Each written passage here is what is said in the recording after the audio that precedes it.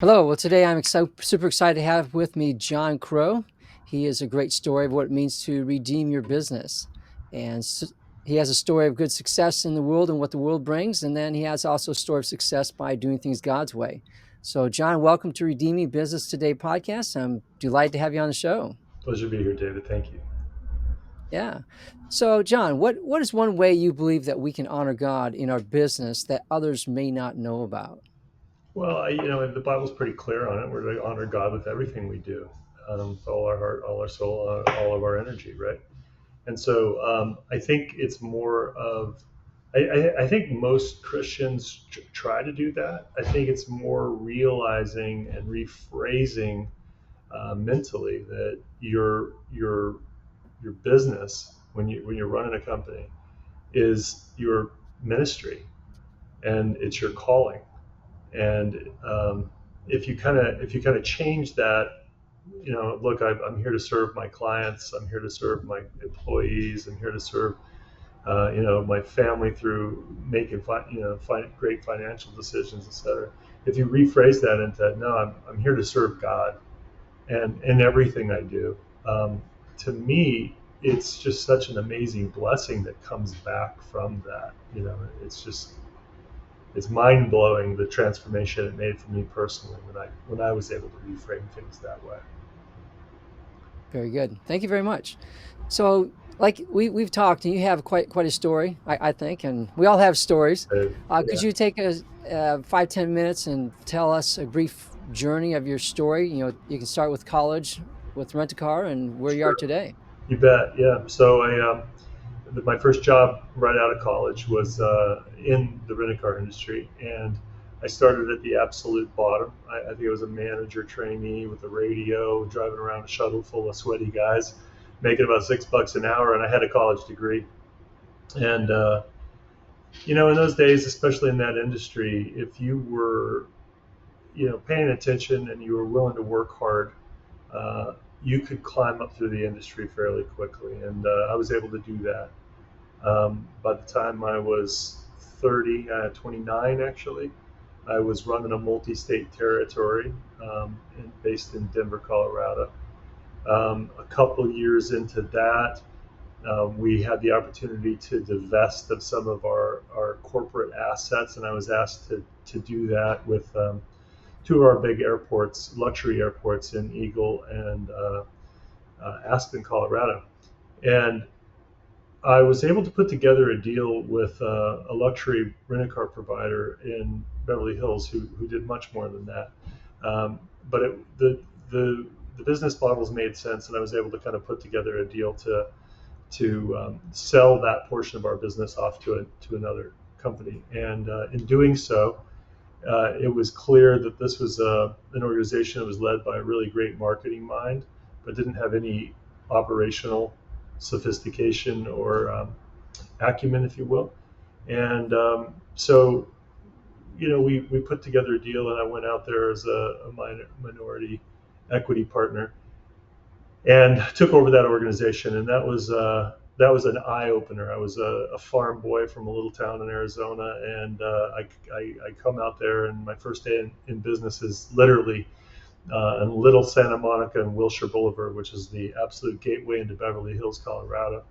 Our client list was the A-list celebrities, all sorts of sports entertainment figures, and just about anybody else that you could think of was coming through that town looking for luxury cars at that time. And again, we did um, the rental cars part of it, but we also did sales and we did leasing. And in the end, we were even helping the industry, the automotive manufacturers, do product launches. And so Hmm. we had our fingers in just about everything to do with luxury cars. And it was a wild, wild ride for me. Um, Again, now I think I'm 30 and I'm driving every luxury car you can think of. I'm going to the craziest, wildest parties, out there. I've been in the church since I was 9 years old, so I always had a compass. But certainly what was going on around me was as worldly as it could be. And it was a total, for me, Solomon moment. I was like, I had done everything that I ever thought I would in terms of business. I had kind of climbed to this pinnacle of my career, and in every respect that you know young business leaders do. The cars, the planes, the money, the even being around that level of famous people, etc. And it was empty, David. It was utterly, it was vanity, and I knew it, and I was allergic to it.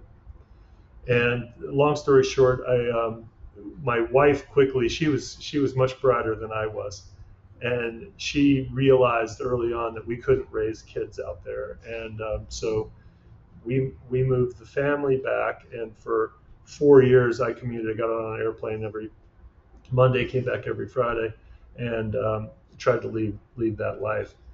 And once it really set in on me that this is just not something I can do, I put together a acquisition with one of our minority or minor competitors, and we sort of merged the two companies together.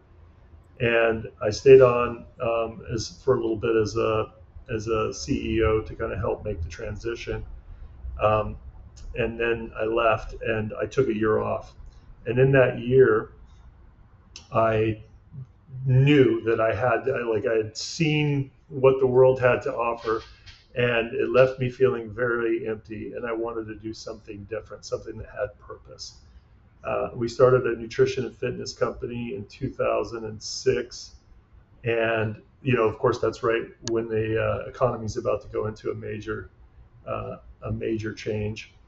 And I got in that second step, I got a lot of things right, but I was still missing some things. And when when it became apparent that because of the economy, we weren't going to be able to do with the organization what our long term plans were in a time that was reasonable, um, I stumbled into the real estate world and was able to kind of take a piece of an organization that had already been started and buy it, and then have the chance to kind of build it the way I wanted to.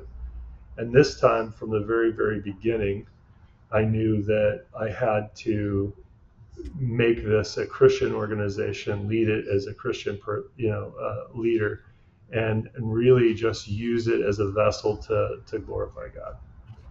And that really kind of got going in around 2010, and here we are, almost 2025, and I've never been happier.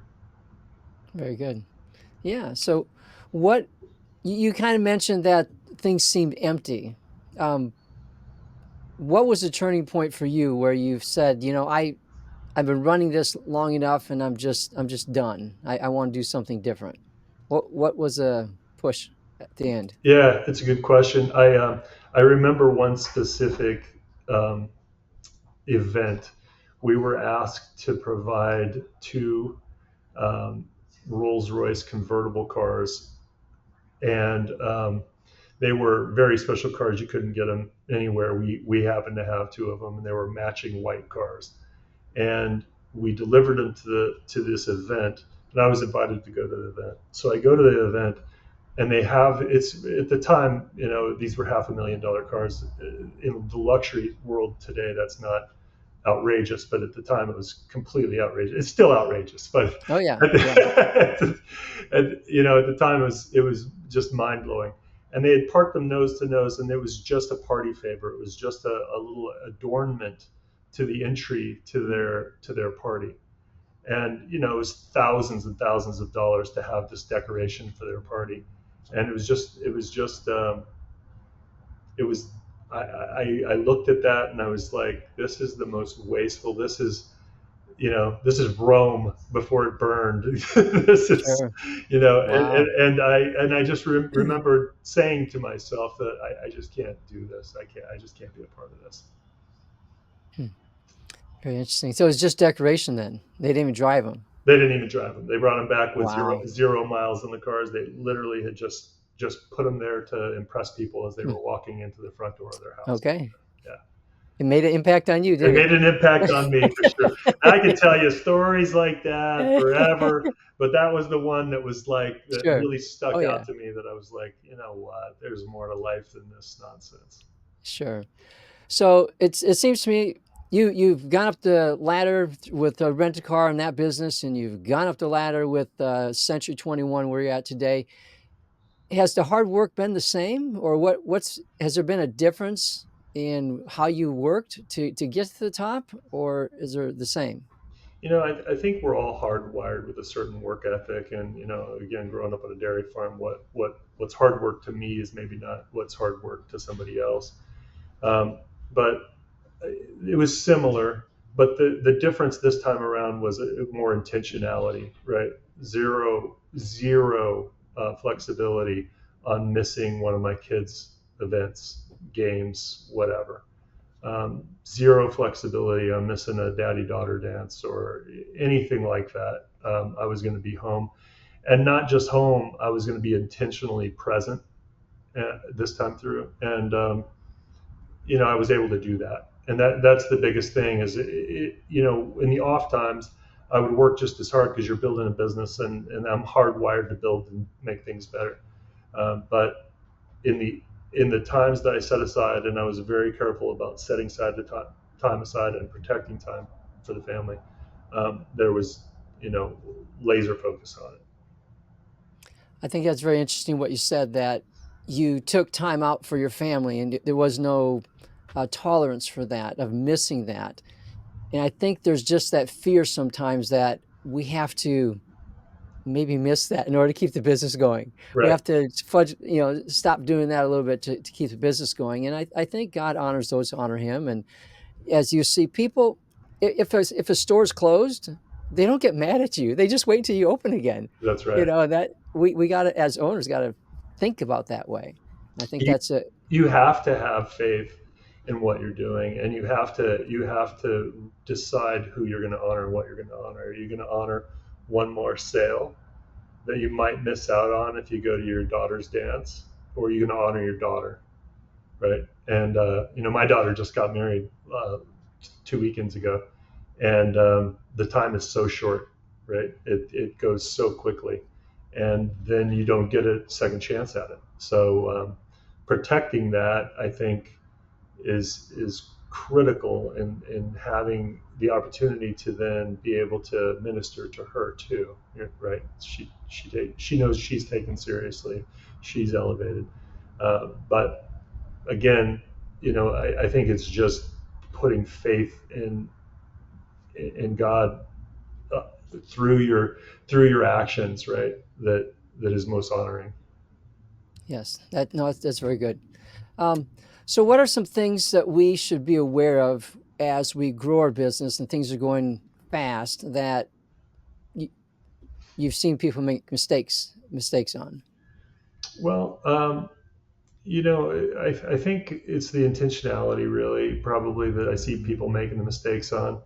Um, you can take shortcuts with employees. You can have a bad day with an employee. You can um, have a short fuse or any of those things, but you never get that back, right? And the biggest risk that you can take, we did this. We branded ourselves as a Christian company unapologetically. We say a prayer before every meeting. We were told, hey, you're going to get sued out of existence, and I said, that just means God's got something else for us to do, and that's fine if that happens. I know it sounds crazy. Sure, We're going to sure. be closed on Sunday. No real estate company is closed on Sunday, right? It just doesn't work that way because people want to be open. They want to see houses on weekends. But we were going to be different. And when you say that, like, that becomes the hardest thing you've ever done. We write "serve first" on the side of our building. I'm looking at it right now. It's on my door. Anybody that comes into my office sees "serve first" written on it. And that's a reminder to them that I'm going to serve their needs. I'm going to put their needs above my own, and we're going to do the same thing with the entire organization for our clients and all the way through. That's a risky thing to do because then people hold you accountable to it, right?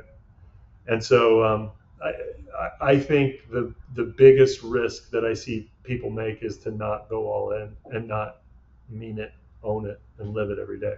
If you do, then the blessings that come back are tenfold. You have, you know, true meaning in your life. You have integrity in your words and actions, and you have God's blessing on your business. And that's what we've seen inside and out. Very good. Thank you. Do you have any some specifics that how you do business differently to honor God as opposed to in the car business? Well, the car business, I would pray on my way to work. In this business, we pray here. I walk when we have a new not a new corporate headquarters here, but we have a corporate headquarters here that we got, 10 years ago or so. And it was way more, it was a stretch for us. It was way more building than we needed. And in addition to that, there was a big open like warehouse building out behind us. It's on an acre and a half. And I walked in that I walked into that warehouse structure, and I was like, wow, this is more than we would ever need. What could this be? I was thinking to myself, we could use it for community events. We could use it to train our people. And then it just literally came to me. I'm like, we're going to be closed on Sunday. We could use it for a church. And within 6 months, it was a church.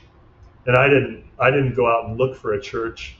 I literally was sitting there one day. I answered my phone, and the guy says, "Hey, I've got a client for you. He needs commercial help. It's out of my league. Can you take this guy?"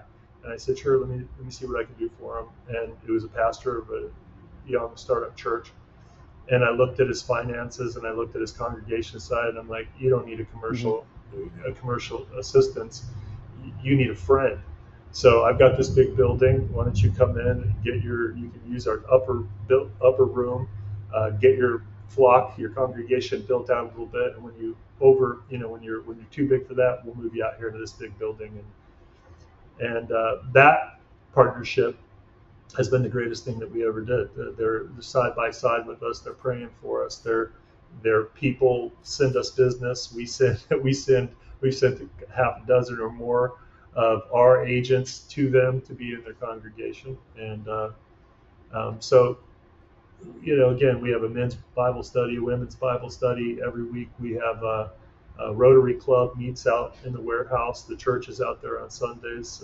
We pray before every meeting, and our values are written on our staircase. So we try to make it a 365 degree experience, and we everybody that walks into our company. We've got people of all faiths, no faiths, everything in between that work here, right? And we walk them up, and the last stair before you get to my office says faith on it. And I make sure everybody that comes to work here gets told the same expression. And most of the time, I do it myself. And I say, faith, let me tell you what that means to us. We're a Christian organization. That's where our faith comes from. We try to live it proudly. And let me walk you down 3 stairs. And then the biggest font is the word love. And I tell them, that's what you're going to get from us. You're not going to get a sermon. You're not going to get, try to be, brought into our faith unless you're interested. There'll be opportunities for that. But all you're going to get from us is the love that we profess comes from our faith.